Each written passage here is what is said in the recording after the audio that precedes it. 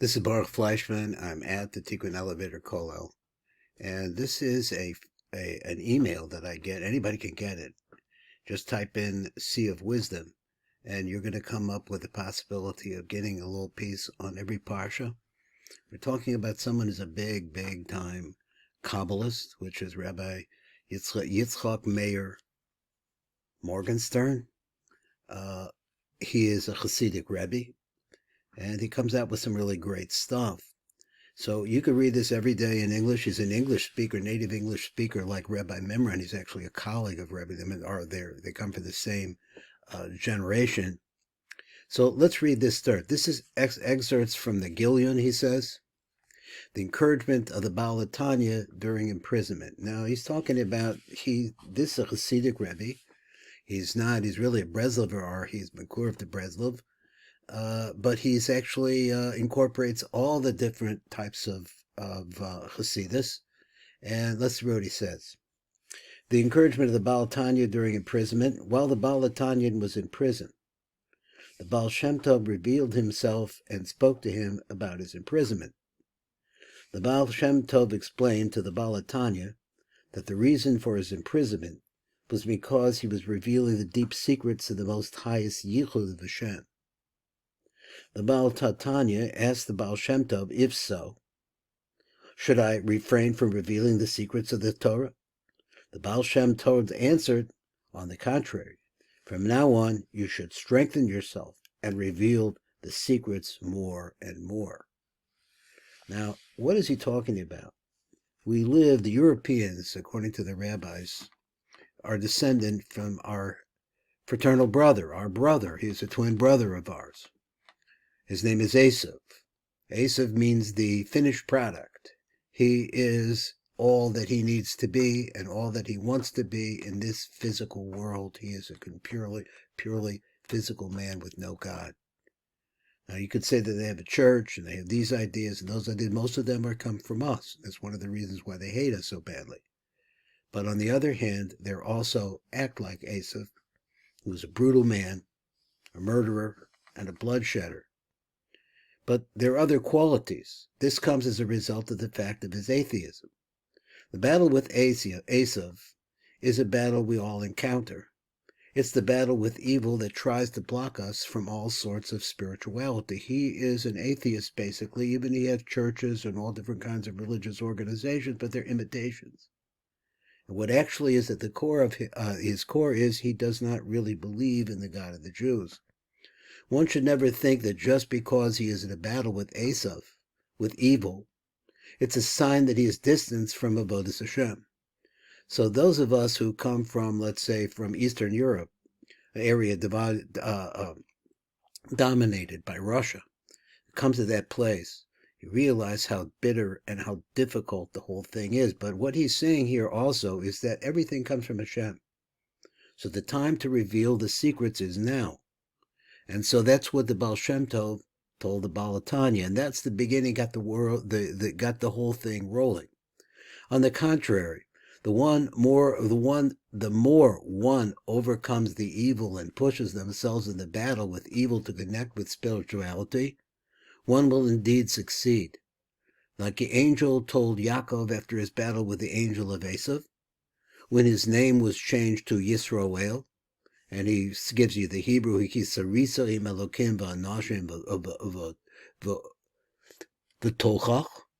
you have commanding power with an angel of God and with men, and you prevailed.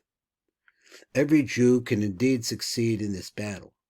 Every Jew is referred to as Yisroel for the same reason, because each and every Jew has the power to prevail in the battle with evil, even when the battle with evil seems most difficult. Both physically and spiritually, one should strengthen themselves with the knowledge that they have the power to prevail. This is really kind of like the concept of Chanukah. There's no reason for the one vessel of oil to be able to last 8 days. And there's no reason why the Jewish lambs, so to speak, of those pure lambs, manage to live through the fact that they're surrounded by wolves all the time. and so we are today. So let's see a little bit more. Now he's going to go into a little bit of Kabbalah here. And I thought it was significant that, anytime I read something and I didn't know it before, or I got a better definition of what I saw. So this is called the Yam HaChachma, Sea of Wisdom, from the teachers of the Rebbe Gaon and Tzaddik, Rebbe Yitzchak, Meir, Morganstern. Shlita. He's alive today. This is what he writes. So he says, Hashem built into the fabric of creation an aspect of tzaddik. This is a basic Kabbalistic idea, Hasidic idea. In every generation, who will have the ability to reveal the kind of advice that can draw even the furthest person back to Hashem. And that the true inner desire of every Jew is to make a Kiddush Hashem. Now, he wants to talk about this, because the Parsha here begins to talk about Yosef HaTzadik. The Arizal writes that the initials of the pasuk, this pasuk, Ela Toldos Yaakov Yosef ben Sheva, they start Sheva Shanim, but those first letters of this form two words, Iti Yavesh. And he translates this as, for me, it is dry and lifeless. The remez is meant to convey that the sale of Yosef caused the supernal Nahar, the river of light that flows from the innermost spaces, let's say, so to speak, of the Ein Sof Baruch Hu, the flowing river of the upper worlds to become arid and desolate. That's Esav. Esav thinks that things are all there is. Yosef was 17 years old. His age has the same numerical value as the word tov, which means good, which alludes to Yesod. So Yesod, the concept of Yesod, is the concept of the fountain, of everything that comes into our world that has goodness in it. The divine attribute of foundation, which is also associated with the purity and virtue of the righteous. We see this from the pasuk, say to the righteous that it is good. The pasuk also says, and the house of Yaakov will be as fire, and the house of Yosef as a burning flame, and Esav will be likened to straw that is consumed by them, because there's the thing about the Esav is he has no inside. He has no spiritual inside. That's the world we live in. He has plenty of food. He has all the conveniences that he can make. He's very good at making trains and planes and all the different kinds of things, and concrete and all the things that make the world and build it. Go back to the time of the Romans and the aqueducts and the roads that they made and so on and so forth. But there's no toich, there's no inside. They don't recognize God within themselves. Rashi explains that a spark emerges from Yosef. Now, who is Yosef? That has the power to consume and burn them all. This pasuk is directed prophetically mostly towards our generation, which is the end of the fourth and the final exile, the exile of Esav, Edom. By bringing to light an aspect of Yosef, it's possible to subdue this unique klipa of this exile. This is one facet of the Hanukkah lights through which the light of Mashiach shines into the world. As the verse says, I have set up a candle for my redeemers. Through the light of the Hanukkah candles, the light of the two redeemers shines in the world. It is a light that has the power to eradicate all evil. Unfortunately, when the light of Yosef is not revealed in the world, everything is dried and uninspiring. Now, one of the things that's missing is the concept that the light of Yosef is the light of the purity of the Yesod, which is the sexual organ. That is the light of Yosef, who did not give himself over to temptation, as was in this parsha with the wife of Potiphar. For this reason, the light of Yosef a tzaddik, and he is a tzaddik because he kept his bris, must be conjoined with the light of Yehuda, David, and Melech. Now, how do you put the two of them together? This is a theme that he talks about a little bit, and I don't know much about it, and I'd like to know more. At first, a person might become estranged from the light of Yosef. the true tzaddik, and begin to use the rationale of Korach as his justification. Just as Korach felt that Moshe Rabbeinu just wanted to assert himself over the community, and that he had no right to do so since the entire Ada, the entire community, is holy, so too does this person feel distant and resentful of the tzaddik. He fails to realize that Shem built into the fabric of creation an aspect called tzaddik. This tzaddik exists in every generation, who will have the ability to reveal the kind of advice that can draw even the furthest person back to Hashem. This is a facet of the Torah which was also woven into the fabric of creation. If one only reveals this embedded and hidden Torah, he can access Elokos, godliness, infinity, anywhere, and come closer to Hashem. Now, this is a theme of Rabbi Nachman. He speaks about this at all, that every Shem is in everything that happens to you in the world, every change from one moment to the next, whatever you're doing, whatever is happening around you, coming from Hashem. He's in the core of it. The Torah embedded within creation must be searched for and accessed. And it is only a true tzaddik who has already achieved a deep connection to the Torah through every experience of his own life, who can guide a person through this process. One who denies his own need for the guidance of the tzaddik, either unknowingly or unknowingly, perpetuates the lack of inspiration and the spiritual staleness that is the inevitable result of being thrown upon his own limited resources. As for me, it is dry and lifeless. Now, remember that what he's talking about is the purity of the bris. Without it, life's empty. The failure to believe in the existence of the hidden Torah that can be attained through the light of a Yosef Tzaddik was alluded to in the words that Reuben used to express his shock and dismay that Yosef had been sold. Ana ani, he says. Where am I in the world now?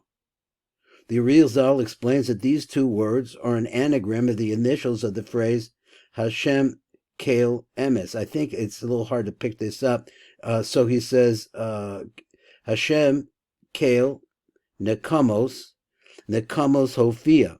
So let's try to translate it. Hashem, the God of vengeance, show yourself, the God of vengeance.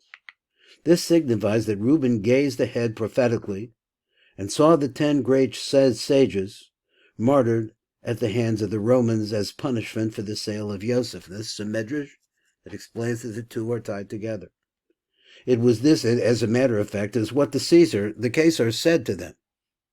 It was the future tragedy that Reuben lamented when he returned and found his brother gone. In terms of the individual spiritual growth, this means that when the light of Yosef is lacking, the only recourse is that of the pure self-sacrifice. Now let's see this again. He says, we were talking originally about the Baal Hatanya. He was in prison. Now, you can imagine what a prison like in Russia.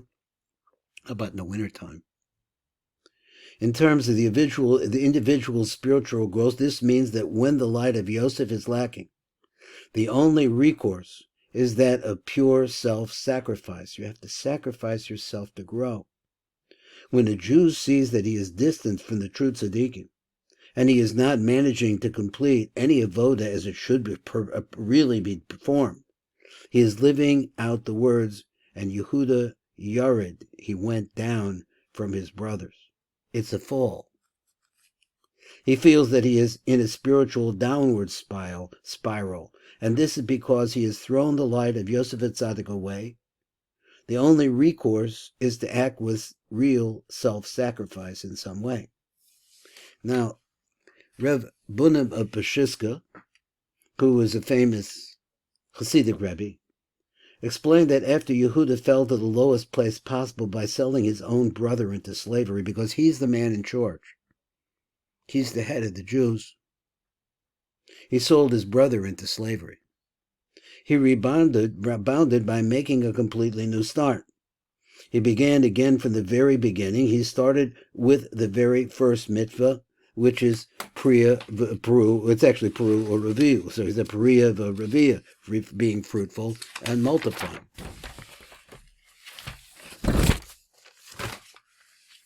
So he says, the acting with self-sacrifice. After a fall, a person can draw down a hidden facet of the light of Yosef HaTzadik.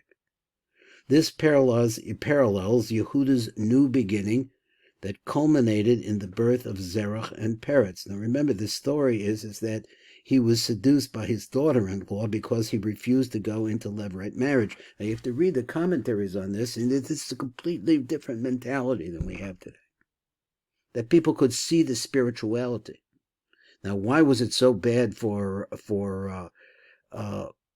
the Er and Onan, the sons of Yehuda who died as a result of spilling their seed before not to impregnate the Tamar, who was their wives? First she went to one, she was married to Er, and then he died because he spilled his seed.